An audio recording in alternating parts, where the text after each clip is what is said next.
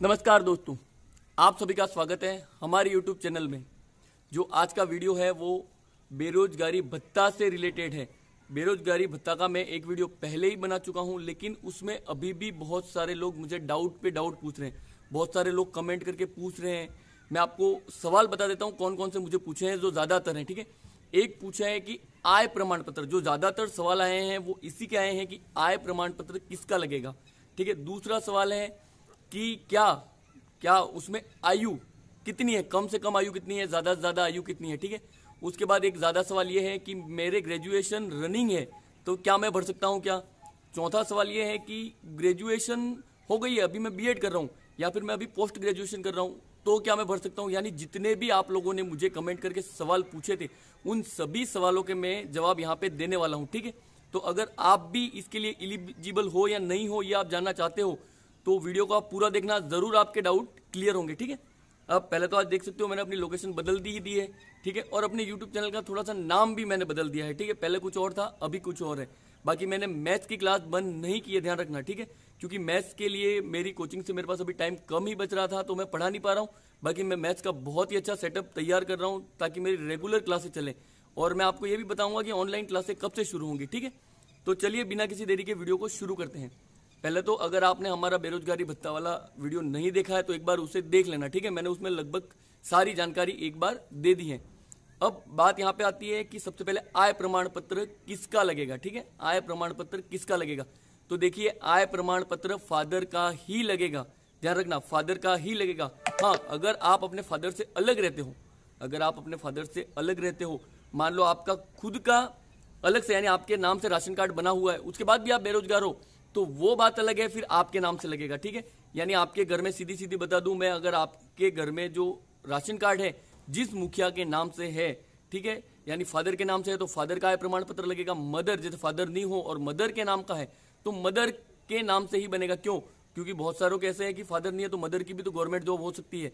यानी सीधी सीधी बात ध्यान रखना, गवर्नमेंट जॉब वालों को तो नहीं मिलेगा। ठीक है, और 2.5 लाख से कम यानी पूरे आपके परिवार की। हाँ, ये हो सकता है आप अकेले हो और आपकी शादी हो चुकी है और फिर आप अलग से रहते हो, ना आपके वाइफ की जॉब है ना आपकी जॉब है, तो आप भर सकते हो। ठीक है, बाकी आय प्रमाण पत्र घर के मुखिया का ही लगेगा। ठीक है, दूसरा भाई भरना कैसे रहा, तो आप भरना देखो ई मित्र के पास चले जाओ, ज्यादा बेटर है। वैसे आप खुद भी भर सकते हो लेकिन ई मित्र वाला आपको गाइड कर देगा। ठीक है, तो आप ई मित्र वाले के पास चले जाना, एक बार उससे कंफर्म कर लेना आपके जिस भी क्षेत्र में है कि भाई मुझे क्या क्या डॉक्यूमेंट लाने हैं, और वो आपको सारी जानकारी दे देगा। ठीक है, तीसरा आयु क्या रहेगी।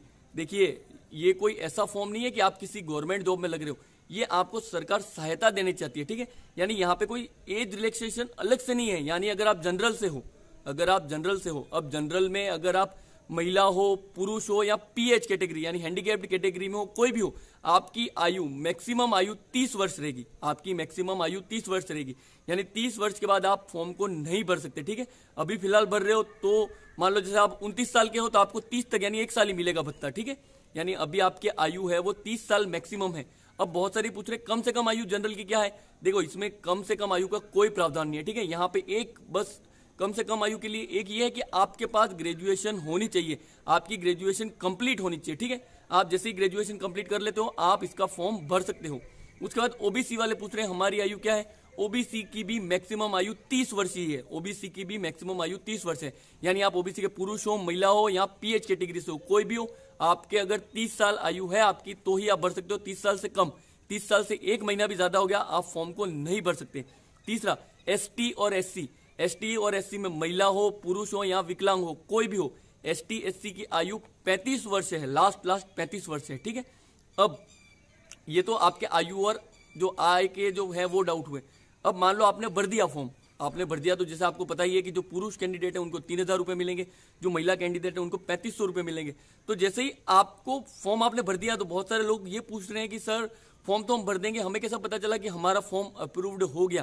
तो देखिए आपने अगर फॉर्म खुद ने भरा है या आपने ई मित्र वाले के पास भरवाया तो आपके एसएसओ आईडी मांगी होगी।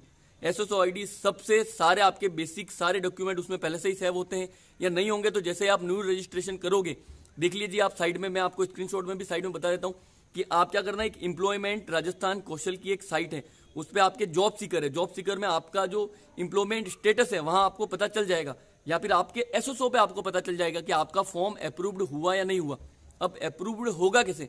अगर आपने सारा प्रोसेस कर लिया है और आप सही में एलिजिबल हो तो रोजगार जो विभाग है, आपके हर डिस्ट्रिक्ट में एक रोजगार विभाग है, वहां से भी आप जाके कंफर्म कर सकते हो, वही लोग आपका फॉर्म अप्रूव करेंगे। ठीक है, और अप्रूव होने से पहले ध्यान रखना, बहुत सारे लोग मुझे ये भी पूछ रहे हैं, ज्यादातर डाउट है कि सर मेरे प्राइवेट जॉब है, क्या मैं भर सकता हूँ? क्या मैं ट्यूशन पढ़ा रहा हूँ? क्या मैं किसी स्कूल में हूँ तो मैं भर सकता हूँ क्या? तो देखो, ध्यान रखना, सीधी सीधी बात है, प्राइवेट जॉब वाला भी भर सकता है, लेकिन आप ध्यान रखना कि आपका वो ऑनलाइन रिकॉर्ड नहीं होना चाहिए। अगर आप प्राइवेट जॉब में हो, जैसे आप किसी अच्छी स्टैंडर्ड कंपनी में काम करते हो, तो सीधी बात है आपके वहां पे पीएफ कटती है, यानी अगर आपके पीएफ कटती है तो आप फॉर्म को नहीं भर सकते। ठीक है, ध्यान रखना।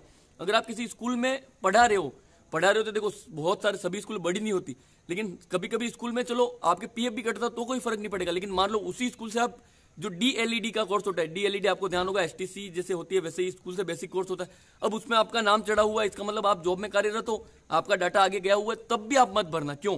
देखो, भर दोगे तो अप्रूव तो हो जाएगा, लेकिन आप ध्यान रखना, जब भी आप भरोगे आपके पास एक घोषणा पत्र मांगता है।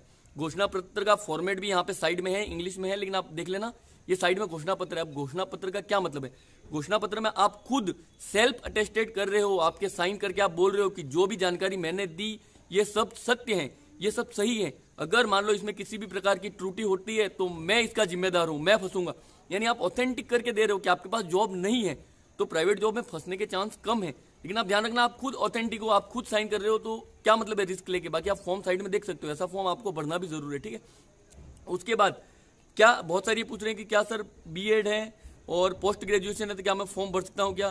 तो ध्यान रखना, सिर्फ ग्रेजुएशन मिनिमम कोर्स है, सिर्फ ग्रेजुएशन, यानी ग्रेजुएशन के बाद आप बीएड करो, पोस्ट ग्रेजुएशन करो या कुछ भी करो, आप फॉर्म के लिए इलिजिबल है। ठीक है, उसके बाद कैसे पता चलेगा वो भी मैंने आपको बता दिया। ठीक है, यानी जो भी आपके बड़े बड़े डाउट थे वो सारे मैंने आपके क्लियर कर दिए। ठीक है, अभी भी आपको किसी प्रकार का डाउट है तो आप मुझे कमेंट करके बताएं, मैं अगले वीडियो में उससे भी क्लियर कर दूंगा। ठीक है, तो आज के लिए इतना ही, धन्यवाद।